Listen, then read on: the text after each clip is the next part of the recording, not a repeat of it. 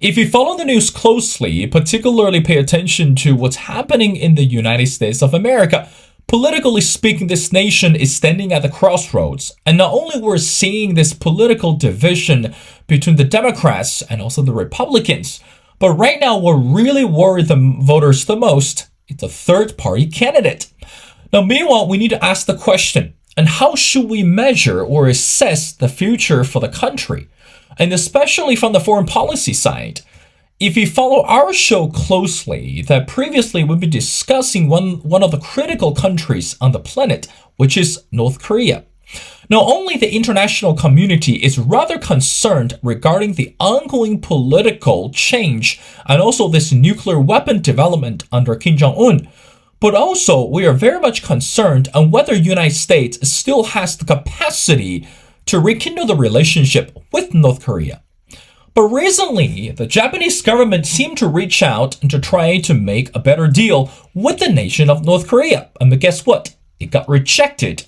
Now, what is the complication behind the two countries? And why is it important for the government in Japan to reach out to North Korea? Is it really more concerned about the nuclear weapon development or for the bigger picture? Well, ladies and gentlemen, it's my great honor to invite our distinguished speaker, and who is Jenny Tang. And again, Jenny Tang is a senior fellow at the Stimson Center, and she's the director of the Stimson's 38 North program. And her expertise is in North Korea and US-DPRK relations and US-ROK alliance and Northeast Asia regional security. Well, Jenny, and welcome back to The Missing Piece. Thanks, Will. It's always good to be here. Well, Jenny, happy Monday morning to you, and let's get the show started. Jenny, I want to talk about, again, recently, if you follow the news, that news headline that came out, that North Korea recently rejected any further contact or negotiation with Japan and said a floated summit meeting between leader Kim Jong-un and the Japanese Prime Minister Kishida. Now, for our viewers, let's go back to the most fundamental question.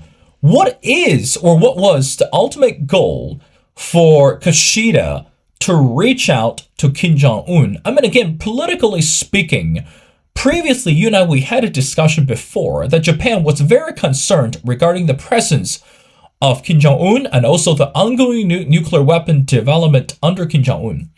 But right now, correct me if I'm wrong, it seemed to be the case that table turned. And Kishida was willing to reach out to North Korea, but somehow it got rejected. Let's go back to the question. What was the purpose under Kishida, and what was the complication between the deal? Your thoughts? Well, I think we need to understand that this isn't a new development. There have been signals, especially leaked from the North Korean side, that there has been at least some kind of back channel talk that has happened between the Japanese and the North Koreans for quite some time now. I'd say for at least a year. It hadn't obviously gone anywhere. And it had really been mostly being fed from rumors from North Korea that there was something going on, that there was still some interest.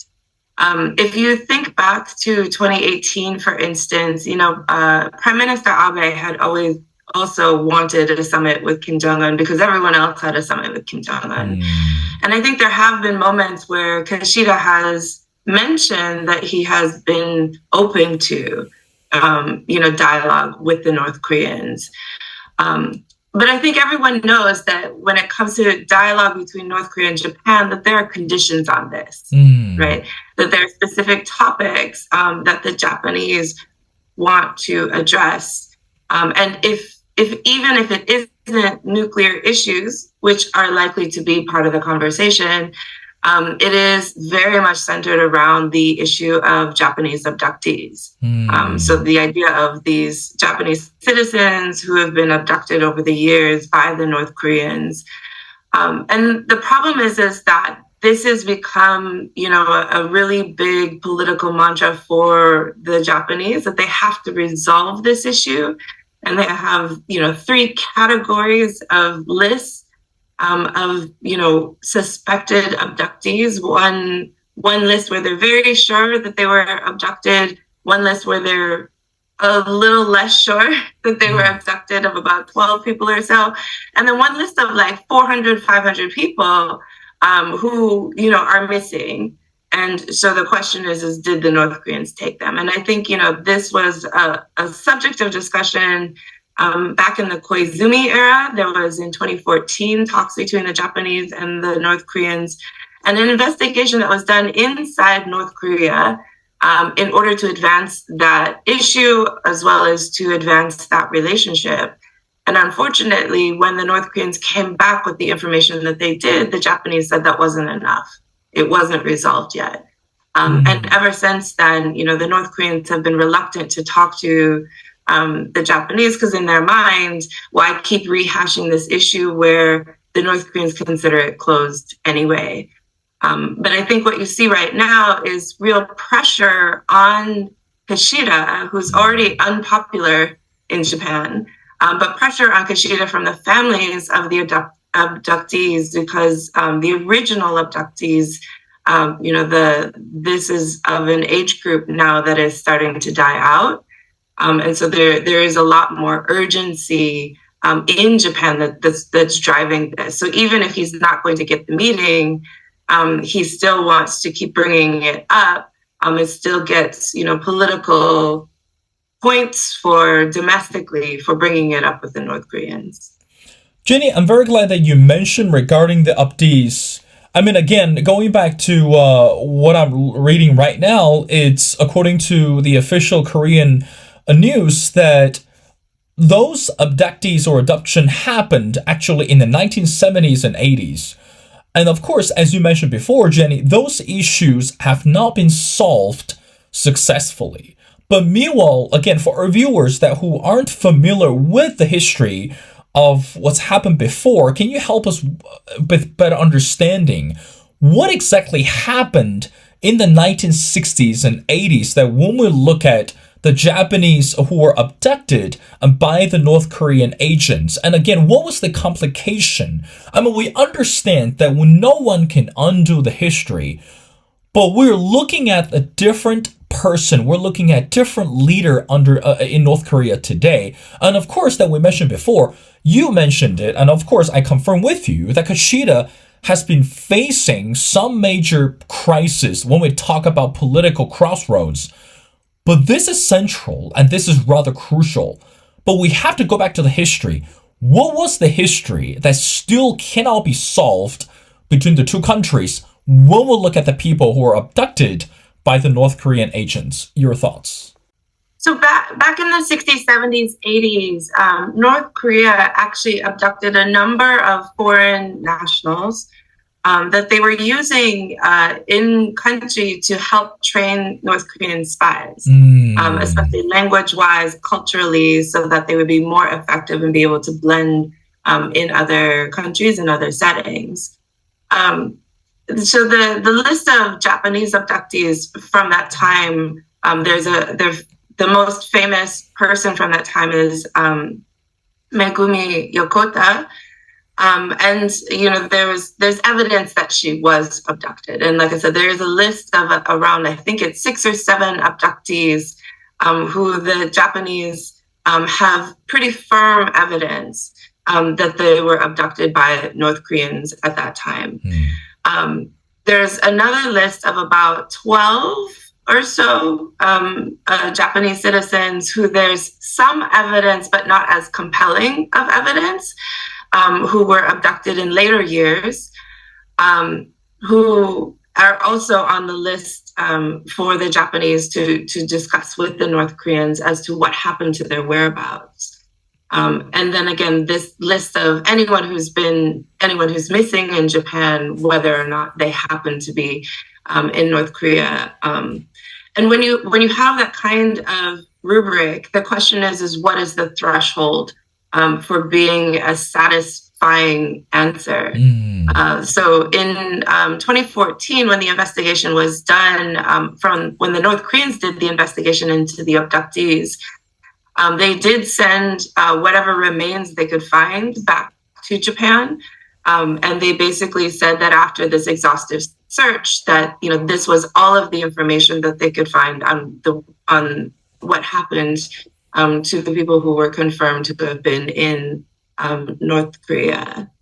The problem is the threshold for resolving the issue has been so high. And especially when it comes to the list where there's less evidence on the Japanese side that they were actually abducted by the North Koreans, where the North Koreans then have to prove a dispositive, right? Like, how do you prove someone wasn't there?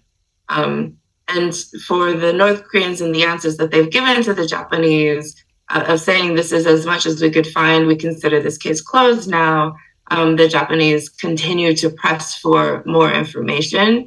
And it's really created a stalemate in relations because the North Koreans are not willing to reopen those cases. They're not willing to reinvestigate when they've already said, this is as much as we can find and we did everything that we could. But for the Japanese on these lists, there's still a number of people who are unaccounted for that, that's really, they have no control over how to find. Jenny, let's bring another person into our conversation, which is Kim Jong-un's sister, Kim Yo-jong. And again, she's one of the higher officials in the ruling Workers' Party of North Korea.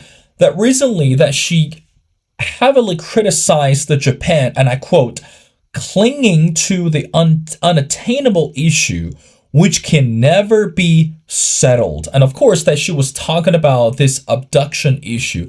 Now, again, I don't want to put the words in your mouth, but let's look at the sentence that she said is the issue which can never be settled.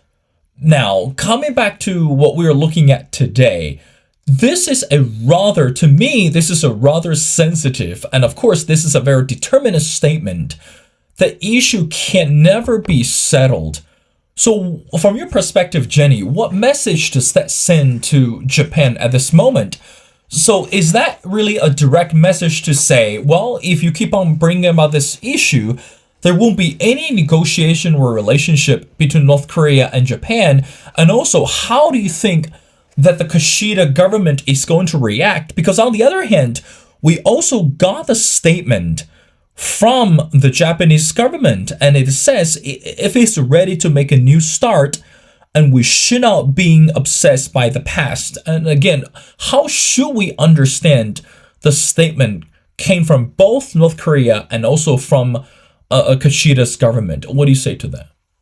Well, I think if you look at the totality of what Kim Yo-jong said about the situation, and she's been pretty consistent, is a sort of thanks but no thanks.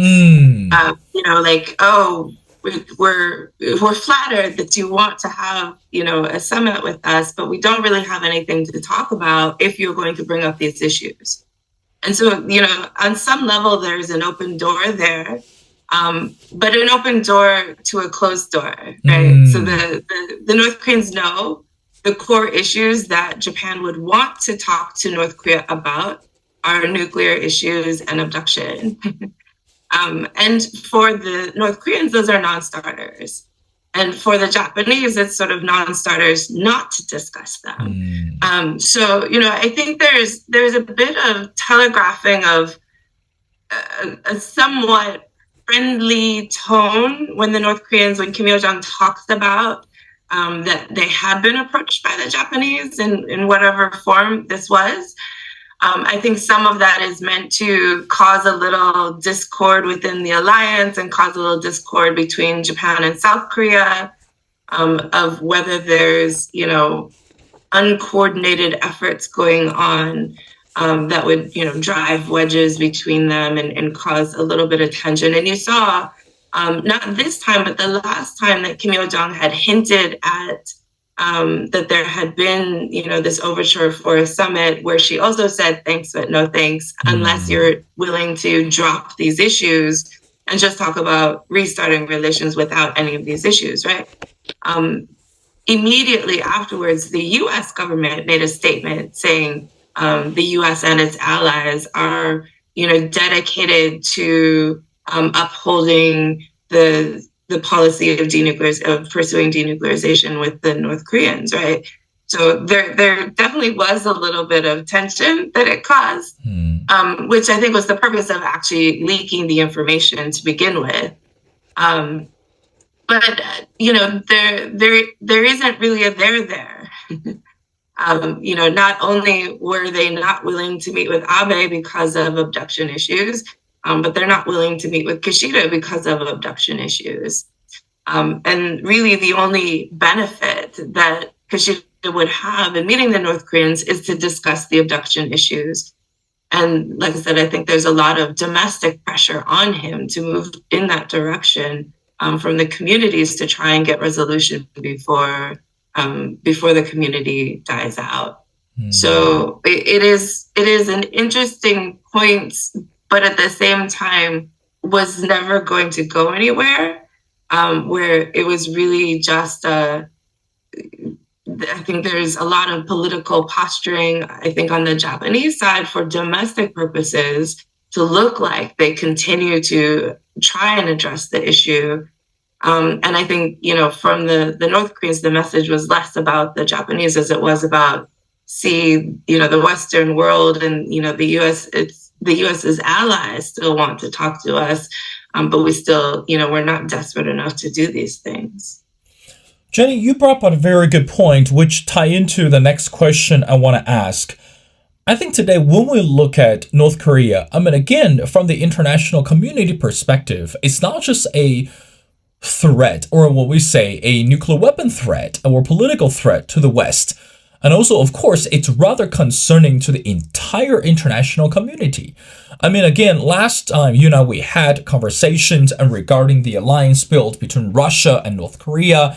And also, President Joe Biden held this summit and inviting Kishida and also Yoon, all sit down together to talk about this comprehensive strategy. But according to what you just said, that Japan, again, going back to the sources, knock at the door first. So I want to ask you, going back to the fundamental question, how much do you think that Japan today that reach out to North Korea, it's actually paving what we call a stepping stone, or maybe pave the way for the US to prepare for a new dialogue with North Korea, or perhaps even Japan has a better, what we say, a solution to smooth out the tension between North Korea and Japan? How should we understand that? Because at this moment, as you mentioned before, and you and I would discuss many times, we cannot just ignore the presence of North Korea. It's there. And of course, regarding who is going to be the president for the US after this November election, it still matters. And then we're going to talk about China. We're going to talk about Russia in a second. But again, going back to what I asked you before, what do you think the intention for Japanese government to reach out to North Korea? Is it for its own benefits, or is it really paving the way for the United States of America? Your thoughts? No, it's definitely for its own domestic purposes. And I think it was very clear, again, the response that the U.S. government had when, when the North Koreans leaked it last time, and Kim Yo-jong made the statement saying that, yeah, we'd be interested if you don't want to talk about these things and just want to talk about the relationship and moving forward and economic cooperation and these kinds of non-political issues. And the U.S. was very hesitant of like, no, they're not going to do that. Our stance is not that. If there was any reason to believe that the North Koreans would accept actual talks with the Japanese, it would be one thing. But there isn't that belief there. And there isn't a belief, again, that the Japanese would want to meet and not talk about abduction issues. So a lot of this was really driven by, Japan itself, and about the domestic pressures on Kishida at the moment. But, I wouldn't read larger implications into it, because at the same time, there are overtures from the US to North Korea to restart talks that don't necessarily have to be about denuclearization. And those talks have been rejected or just unanswered. Those invitations have been unanswered or rejected outright. It doesn't help that even if the U.S. is passing messages to the North Koreans to say they're willing to talk about other specific issues that aren't specifically, denuclearization, the public messaging is still denuclearization, denuclearization, denuclearization. And so in that vein, there's nowhere to go there. The North Koreans are not going to talk about denuclearization. And so, until we have a very different approach, and until we have a credibly different approach, there's no there. Jenny, two more questions before letting you go. Now, let's bring US into our conversation.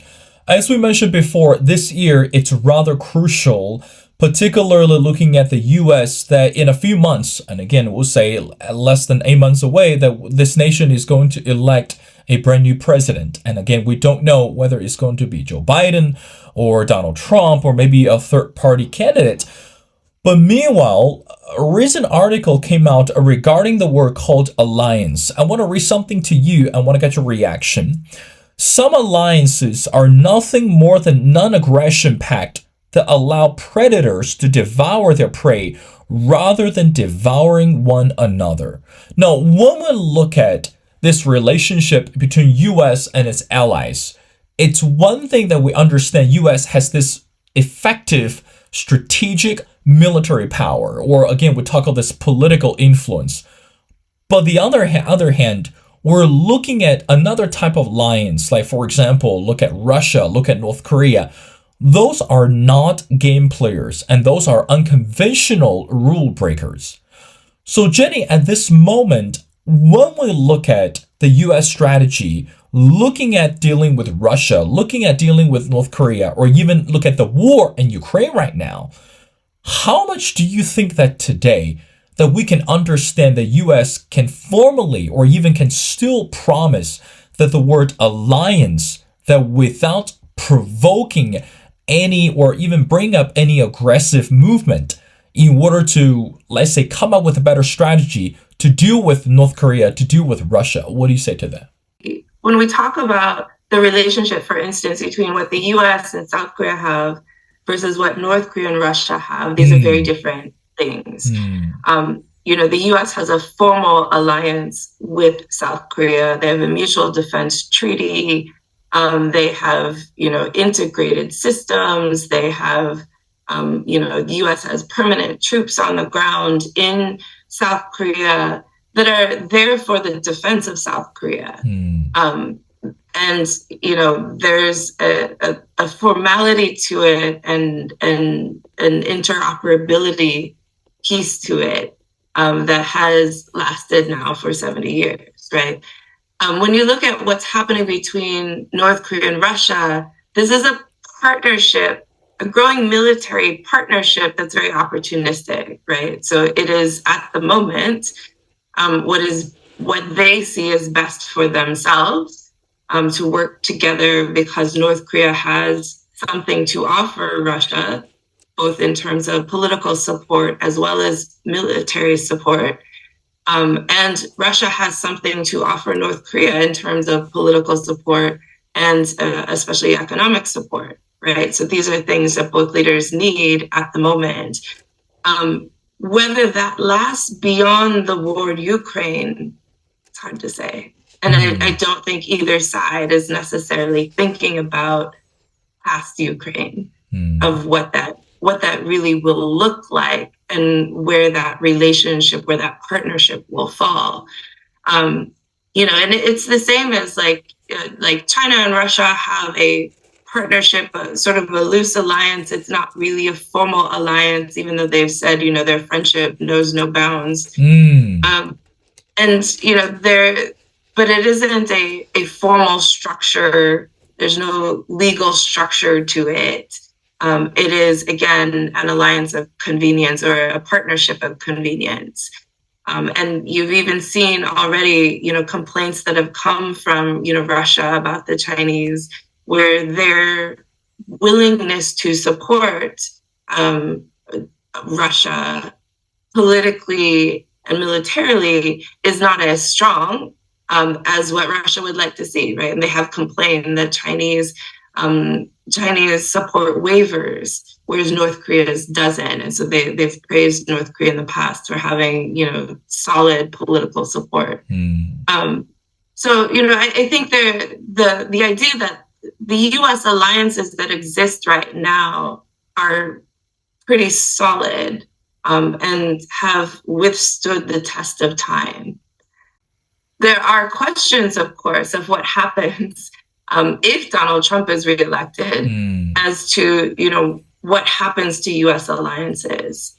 In the past, during his first term, he was very antagonistic towards alliances in general, where it was much more of a financial transaction than it was a strategic partnership. And so, we shouldn't take the idea of alliances for granted. But at the same time, what the U.S. alliance system is not what we see in, Russia, China, and North Korea at the moment. These are very different relationships and have very different sustainability and lasting power. Jenny, I want to wrap up our conversation. Again, bring China into our dialogue. Again, you're the expert. Correct me if I'm wrong, but so far that we have heard nothing, almost nothing from China when we look at the North Korean government activities. We'll look at this political rhetoric and look at this nuclear weapon development. But we know that China is not going anywhere. I mean, domestically speaking, China has a lot more issue to deal with.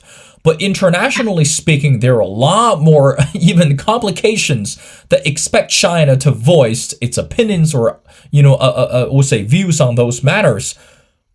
But internally speaking, that we've heard some rumors on the street that China is not very happy about what's going on in Russia, what's going on in North Korea.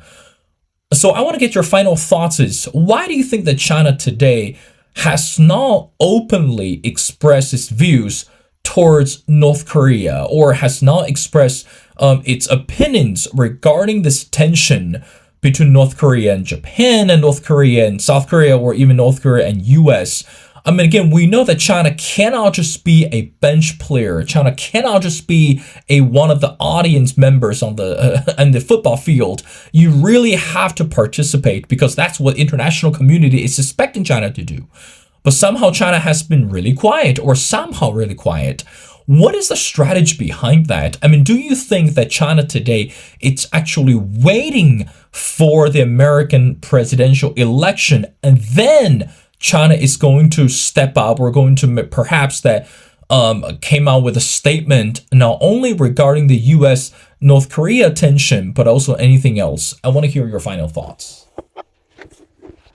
At the end of the day, we still have what is an increasingly Cold War-like alignment going on in the world, where the U.S. is increasing its influence and presence in Asia.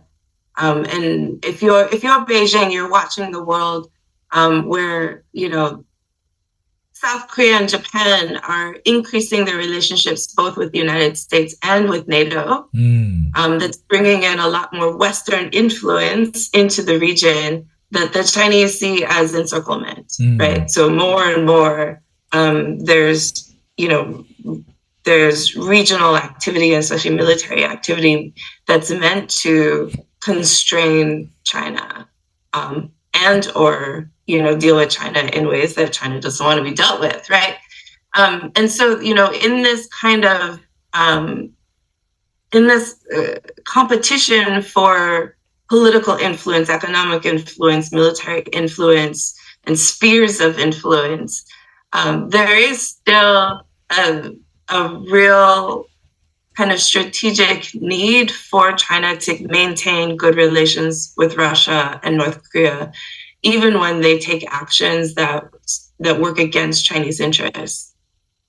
Because at the end of the day, if there is some kind of clash with the West, they're going to need friends. And so I think there's a lot of, while there is not well, the Chinese aren't necessarily happy about what's going on in, in Russia and North Korea relations, or in Russia's behaviors, or in North Korea's behaviors in and of themselves, there's still a sympathy for it.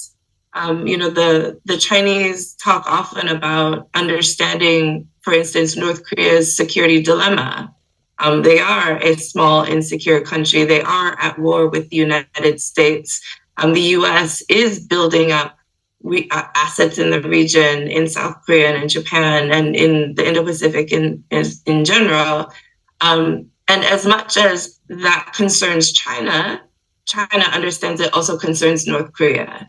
So, there's a certain level of which North Korea still fits within China's narrative of the security situation in the region and of kind of the new global order that's forming, where if they burn that bridge now, they may not be able to, count on them when they need them, if they need them. And so I think that until the geopolitical climate changes drastically in a more positive direction, and until US-China competition starts to level out, you're going to continue to see a lot of silence from Beijing about North Korea's behaviors, and a lot of,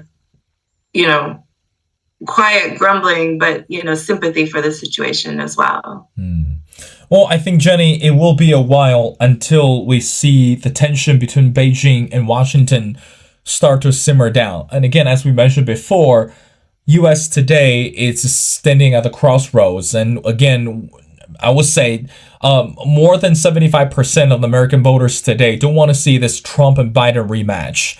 And of course, today that we still don't know if the third party candidate is willing or mature enough to handle any domestic or foreign policies strategy.